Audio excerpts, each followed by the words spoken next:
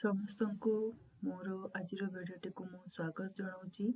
ଆଜିର ଭିଡ଼ିଓରେ ନବମ ଶ୍ରେଣୀର ଯେଉଁ ମାଧ୍ୟମିକ ବ୍ୟାକରଣର ସିରିଜ ଆରମ୍ଭ କରିଛୁ, ଆଜି ତାର ଉପସର୍ଗ ପାର୍ଟଟିକୁ ଆମେ କଭର କରିବୁ। ଉପସର୍ଗ ଉପ ପୂର୍ବରୁ ସର୍ଗ ଯେଉଁ ଅବ୍ୟୟ ପଦ ଗୁଡ଼ିକ ଧାତୁ ପୂର୍ବରୁ ବା ଧାତୁଜ ଶବ୍ଦ ପୂର୍ବରୁ ସଂଯୁକ୍ତ ହୋଇ ନୂତନ ଶବ୍ଦ ଗଠନ କରିଥାନ୍ତି, ସେଗୁଡ଼ିକ ଉପସର୍ଗ ନାମରେ ନାମିତ। ତେଣୁ ଆମେ ଜାଣିଲୁ ଉପସର୍ଗର ଯେଉଁ ଅବ୍ୟୟ ପଦ ଗୁଡ଼ିକ ଧାତୁର ପୂର୍ବରୁ ବା ଧାତୁଜ ଶବ୍ଦ, ଧାତୁ ମାନେ କ୍ରିୟା, ଯେଉଁ ଶବ୍ଦ ଗୁଡ଼ିକ ଧାତୁ ପୂର୍ବରୁ ବା ଧାତୁଜ ଶବ୍ଦ ପୂର୍ବରୁ ସଂଯୁକ୍ତ ହୋଇ ନୂତନ ଶବ୍ଦ ସୃଷ୍ଟି କରିଥାନ୍ତି, ସେଗୁଡ଼ିକ ଉପସର୍ଗ ନାମରେ ନାମିତ। କେତେ ଗୁଡ଼ିଏ ଉପସର୍ଗକୁ ଆମେ ଦେଖିବା। ଯେମିତିକା ପ୍ର, ଏହି ଉପସର୍ଗଟି ଉତ୍କର୍ଷ, ଉଦ୍ଭବ, ଗତି, ଆଧିକ୍ୟ, ସର୍ବତୋଭାବ ଆଦି ଅର୍ଥରେ ବ୍ୟବହୃତ ହୁଏ। ଯେପରି ପ୍ର ପ୍ରକୋପ, ପ୍ରକୂପ, ଏ ହେଉଛି ତାର ଗଠନ ରୀତି। ତାର ଅର୍ଥ ହେଉଛି କଣ? ଅତିଶୟ କ୍ରୋଧ। ପ୍ରକ୍ଷେପଣ, ପ୍ରକ୍ଷେପଣ, କ୍ଷେପ ଧାତୁରୁ ତିଆରି ହୋଇଛି, ନିକ୍ଷେପଣ ତାର ଅର୍ଥ। ପ୍ରଗତି କଣ? ଗମ ଧାତୁରୁ ତିଆରି ହୋଇଛି, କ୍ରମଶଃ ଉନ୍ନତି। ପ୍ରଚଣ୍ଡ, ଚଣ୍ଡ ଧାତୁରୁ ତିଆରି ହୋଇଛି, ପୂର୍ବରୁ ଲାଗିଛି, ପ୍ରବଳ। ପ୍ରଚେଷ୍ଟା, ପ୍ରଚେଷ୍ଟା ତାର ଅର୍ଥ ହେଉଛି ପ୍ରଗାଢ଼ ଯତ୍ନ। ପ୍ରଦାନ, ପ୍ରଦାନ ତାର ଅର୍ଥ ହେଉଛି ଦେବା। ପରା ଉପସର୍ଗଟି ପ୍ରାଧାନ୍ୟ, ବ୍ୟତିକ୍ରମ, ତିରସ୍କାର, ବିପରୀତ, ନିନ୍ଦା ଆଦି ଅର୍ଥରେ ବ୍ୟବହୃତ ହୁଏ। ପରାକ୍ରମ, ପରାକ୍ରମ, ଏହାର ଅର୍ଥ ହେଉଛି କଣ? ଶକ୍ତି। ପରାଜୟ, ପରାଜୀୟ, ଏହାର ଅର୍ଥ ହେଉଛି କଣ? ହାର। ପରାଭବ, ପରାଭୂଅ, ଏହାର ଅର୍ଥ ହେଉଛି ପରାଜୟ। ପରାମର୍ଶ, ପରାମୃଶ, କର୍ତ୍ତବ୍ୟ ସମ୍ପର୍କରେ ବିଚାର। ପରାସ୍ତ କଣ? ପରାସ୍ତ, ପରାଜିତ ହେବା। ପରାହତ କଣ? ପରାହନ୍ତ, ପରାହତ ହେଲା ବ୍ୟାହତ। ଏବେ ଦେଖିବା ଅପ୍ ଉପସର୍ଗଟି ସାଧାରଣ ଭାବରେ ମନ୍ଦ ଅର୍ଥକୁ ବ୍ୟକ୍ତ କରେ।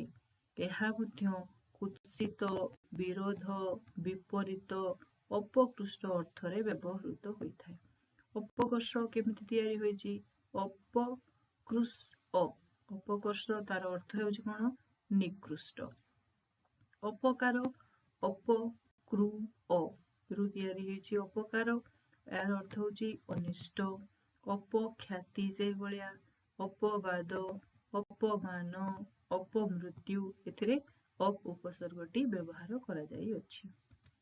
ଏବେ ଦେଖିବା ସମ୍ ଉପସର୍ଗ। ସମ୍ ଉପସର୍ଗ କୋଉଥିରେ ବ୍ୟବହାର ହୋଇଛି? ସମ୍ୟକ୍, ସହିତ, ସଂହତି, ଆଭିମୁଖ୍ୟ ଓ ନିକଟ ଅର୍ଥରେ ବ୍ୟବହୃତ।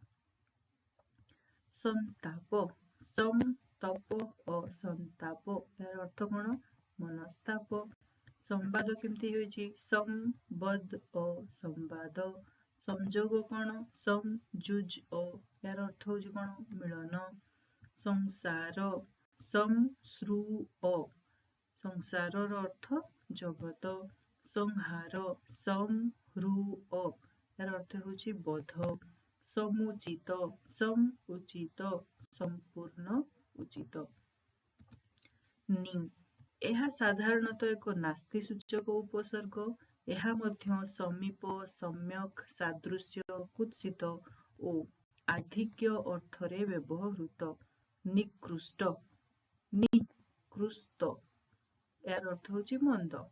ନିଗ୍ରହ, ନିଗ୍ରହ, ପୀଡ଼ନ। ନିପୁଣ, ନିପୁଣ, କୁଶଳ। ନିବାରଣ, ନିବାରଣ ଅର୍ଥ ନିଷେଧ। ନିବୃତ, ନିବୃତ, ଓଢ଼ଣୀ। ନିଯୁକ୍ତ, ନିଯୁକ୍ତ, ଏହାର ଅର୍ଥ ହେଉଛି ରତ।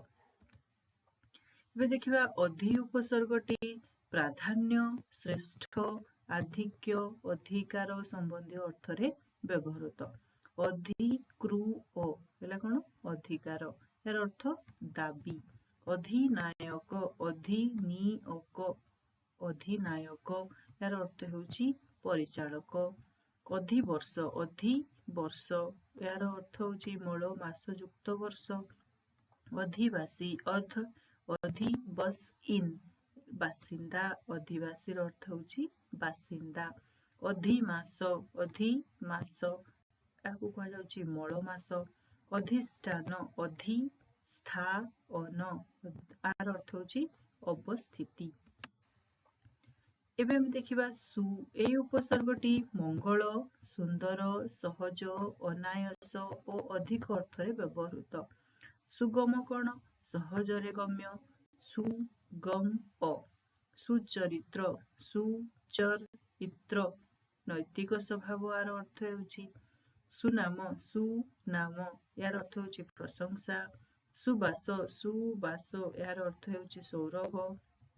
ସୁଯୋଗ ଏହାର ଅର୍ଥ ହେଉଛି ଅନୁକୂଳ ସମୟ। ସୁଶୀଳ, ସୁଶୀଳ ଏହାର ଅର୍ଥ ହେଉଛି ଭଦ୍ର। ଏବେ ଦେଖିବା ଆମେ ନିର୍। ଏହା କ'ଣ? ଅଭାବ, ବାହାର, ନିଶ୍ଚୟ, ନିଶେଷ ଓ ଅତିଶୟ ଅର୍ଥରେ ବ୍ୟବହୃତ। ଯେମିତି ନିର୍ଗମ, ନିର୍ଗମ କ'ଣ? ବହିର୍ଗମନ। ନିର୍ଜନ କ'ଣ? ଜନଶୂନ୍ୟ। ନିର୍ଜଳ କ'ଣ? ଜଳଶୂନ୍ୟ। ନିର୍ମଳ, ମଳହୀନ। ନିର୍ମୂଳ, ମୂଳ ସହ ବା ବିନଷ୍ଟ। ନିର୍ଲେପ, ଅନାସକ୍ତ। କେମିତି ତିଆରି ହୋଇଛି? ନିର୍ଗମ, ନିର୍ଗମ, ନିର୍ଗମ। ନିର୍ଜନ, ନିର୍ଜନ, ନିର୍ଜନ। ନିର୍ଜଳ, ନିର୍ଜଳ, ନିର୍ଜଳ। ନିର୍ମଳ, ନିର୍ମଳ। ନିର୍ମୂଳ, ନିର୍ମୂଳ। ନିର୍ଲିପ, ନିର୍ଲେପ। ଏବେ ଦେଖିବା ଦୂର। ଦୂର ଉପସର୍ଗଟି ମନ୍ଦ, ନିନ୍ଦା, ଦୁଃଖ, ନିଷିଦ୍ଧ, କଷ୍ଟ ଆଦି ଅର୍ଥରେ ବ୍ୟବହୃତ। ଦୁର୍ଗନ୍ଧ ଏହାର ଅର୍ଥ କ'ଣ? ଖରାପ ଗନ୍ଧ। ଦୁର୍ଘଟଣା, ଅଶୁଭ ଘଟଣା। ଦୁର୍ଜନ, ଖରାପ ଲୋକ। ଦୁର୍ଭାଗ୍ୟ, ମନ୍ଦ ଭାଗ୍ୟ। ଦୁର୍ମଦ, ଦୁର୍ଦଶ। ଦୁର୍ମୂଲ୍ୟ, ମହାର୍ଘ୍ୟ। ଦୁର୍ଗନ୍ଧ, ଦୁର୍ଗନ୍ଧ, ଦୁର୍ଗନ୍ଧ। ଦୁର୍ଘଟଣା କେମିତି ହେଇଛି? ଦୁର୍ଘଟଣା, ଦୁର୍ଘଟଣା। ଦୁର୍ଜନ, ଦୁର୍ଜନ। ଏ ରଟା ଉପରେ ରେଫ ହେଇକି ଲାଗିଛି। ଦୁର୍ଭାଗ୍ୟ, ଦୁର୍ମଦ, ଦୁର୍ମଦ।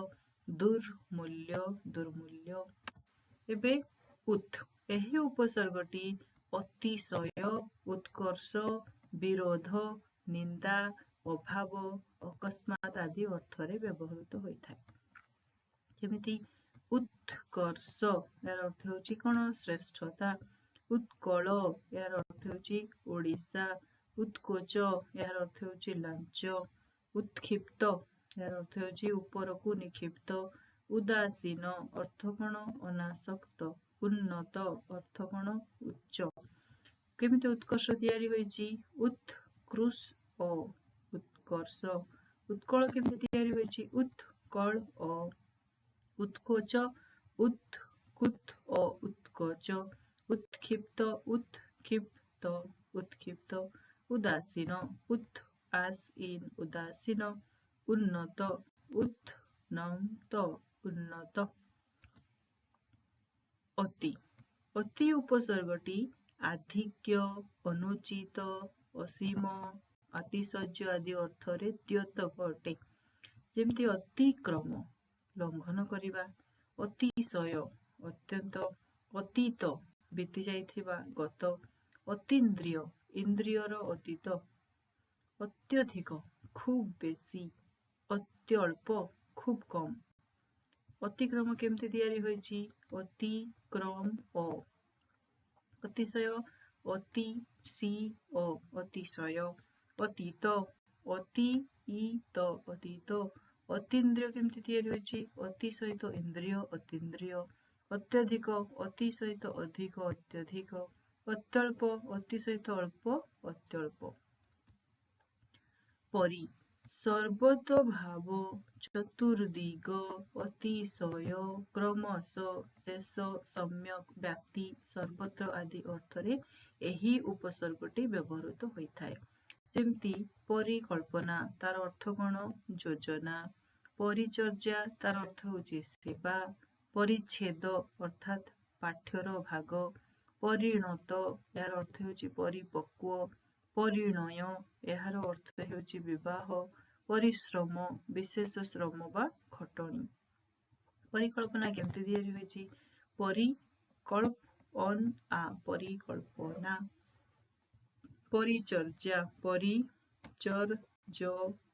ପରିଚର୍ଯ୍ୟା। ପରିଚ୍ଛେଦ ପରିଚ୍ଛେଦ ପରିଚ୍ଛେଦ। ପରିଣତ ପରିଣତ। ପରିଣୟ ପରିଣୟ। ପରିଶ୍ରମ ପରିଶ୍ରମ।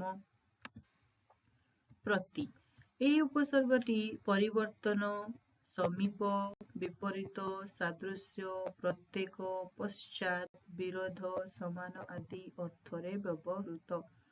ପ୍ରତିକୂଳ ତାର ଅର୍ଥ କଣ? ବିପକ୍ଷ ବା ବିରୁଦ୍ଧ। ପ୍ରତିକୃତି ତାକୁ ପ୍ରତିମା ବୋଲି କୁହାଯାଉଛି। ପ୍ରତିଦାନ କଣ? ପ୍ରତ୍ୟର୍ପଣ। ପ୍ରତିଧ୍ୱନି ପ୍ରତିଶବ୍ଦ।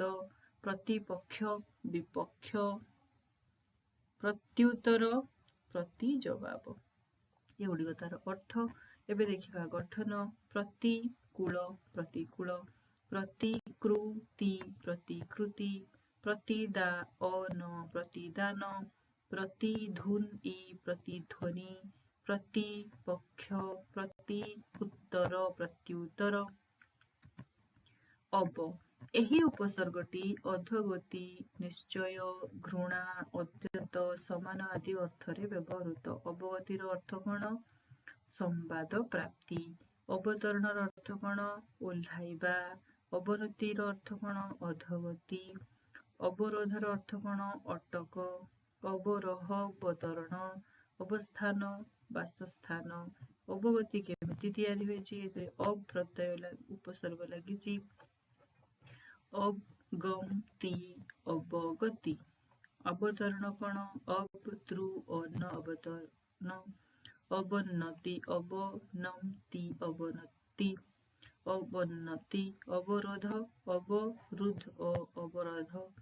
ଅବରୋହ ଅବରୋହ ଅବରୋହ। ଅବସ୍ଥାନ ଅବସ୍ଥାନ ଅବସ୍ଥାନ। ଅନୁ ଏହି ଉପସର୍ଗଟି ପଶ୍ଚାତ୍, ହୀନ, ସହିତ, ସମୀପ, ସମ୍ୟକ୍ ଆଦି ଅର୍ଥରେ ବ୍ୟବହୃତ ହୋଇଥାଏ। ଯେମିତି ଅନୁକରଣ ତାର ଅର୍ଥ ନକଲକରଣ। ଅନୁକୂଳ ଏହାର ଅର୍ଥ କଣ? ସହାୟ। ଅନୁଗାମୀ ଏହାର ଅର୍ଥ ହେଉଛି ପଶ୍ଚାତଗାମୀ। ଅନୁଜ ଏହାର ଅର୍ଥ ହେଉଛି ସାନ ଭାଇ। ଅନୁତାପ ତାର ଅର୍ଥ ହେଉଛି କଣ? ପଶ୍ଚାତାପ।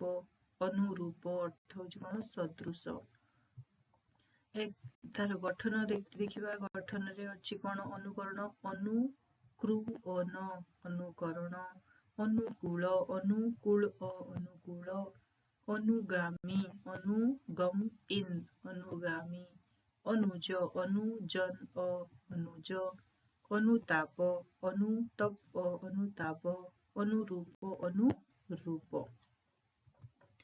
ବି ଏହି ଉପସର୍ଗଟି ବିଶେଷ, ବିପରୀତ, ବିହୀନ, ବହୁ, ପରସ୍ପର, ଭିନ୍ନ ଆଦି ଅର୍ଥରେ ବ୍ୟବହୃତ। ବିଖ୍ୟାତ ତାର ଅର୍ଥ କଣ? ପ୍ରସିଦ୍ଧ। ବିଜାତି ଏହାର ଅର୍ଥ କଣ? ଭିନ୍ନ ଜାତି। ବିତୃଷ୍ଣା ତାର ଅର୍ଥ କଣ? କାମନାର ଅଭାବ। ବିପକ୍ଷ ଏହାର ଅର୍ଥ କଣ? ବିରୋଧୀ ପକ୍ଷ। ବିଫଳ ଏହାର ଅର୍ଥ କଣ? ବ୍ୟର୍ଥ। ବିବିଧ ଏହାର ଅର୍ଥ କଣ? ନାନା ପ୍ରକାର। ଏବେ ଦେଖିବା ବିଖ୍ୟାତ କେମିତି ତିଆରି ହୋଇଛି। ବିଖ୍ୟାତ ବିଖ୍ୟାତ। ବିଜାତି ବିଜାତି। ବିତୃଷ୍ଣା ବିତୃଷ୍ଣା। ବିପକ୍ଷ ବିପକ୍ଷ ବିପକ୍ଷ। ବିଫଳ ବିଫଳ ବିଫଳ। ବିବିଧ ବିବିଧା ବିବିଧ। ଏବେ ଦେଖିବା ଅଭି ଏହି ଉପସର୍ଗଟି ସମ୍ମୁଖ, ଉତ୍ତମ, ଅପକୃଷ୍ଟ, ସମ୍ୟକ୍, ପୁନଃ ପୁନଃ ଆଦି ଅର୍ଥରେ ବ୍ୟବହୃତ। ଅଭିଜାତ ଅଭିଜାତର ଅର୍ଥ ହେଉଛି କୁଳୀନ। ଅଭିଜ୍ଞ ଏହାର ଅର୍ଥ ହେଉଛି ନିପୁଣ। ଅଭିଜ୍ଞାନ ଏହାର ଅର୍ଥ ହେଉଛି ସ୍ମାରକ।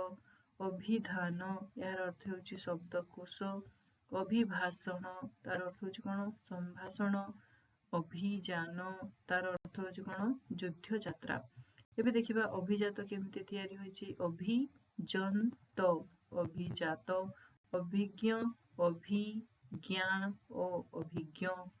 ଅଭିଜ୍ଞାନ ଅଭିଜ୍ଞାନ ଅଭିଜ୍ଞାନ ଅଭିଧାନ ଅଭିଧାନ ଅଭିଧାନ ଅଭିଭାଷଣ ଅଭିଭାଷଣ ଅଭିଯାନ ଅଭିଯାନ।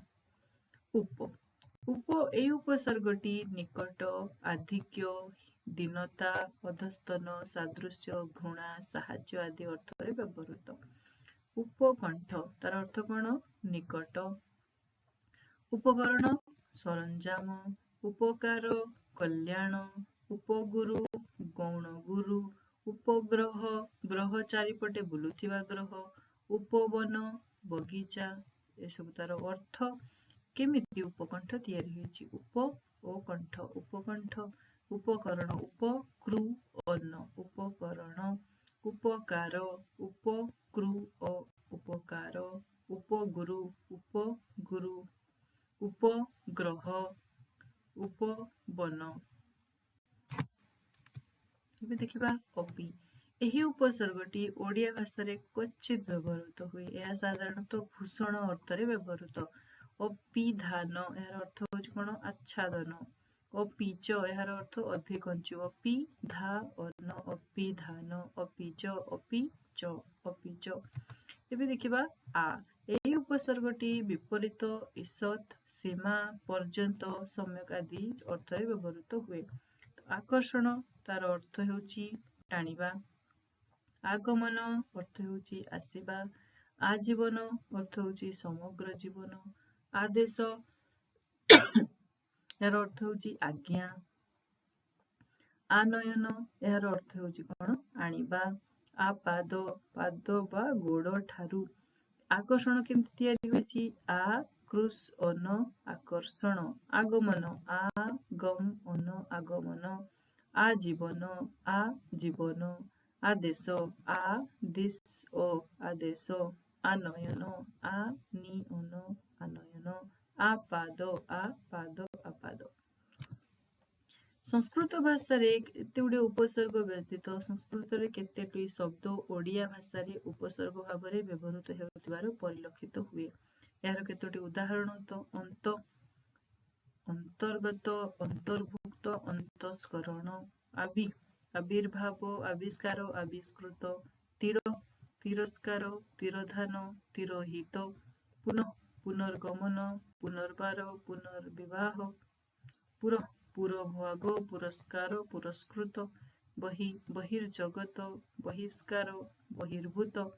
ସତ୍ସଙ୍ଗ ସଦୁପଯୋଗ ସଦୁପାୟ। ତ ଏଇ ସବୁ ଏବେ ଆମେ ଜାଣିଲୁ ଉପସର୍ଗ ବିଷୟରେ। ଆଶା କରୁଛି এই ଭିଡ଼ିଓଟି ଆପଣଙ୍କୁ ଭଲ ଲାଗିଥିବ।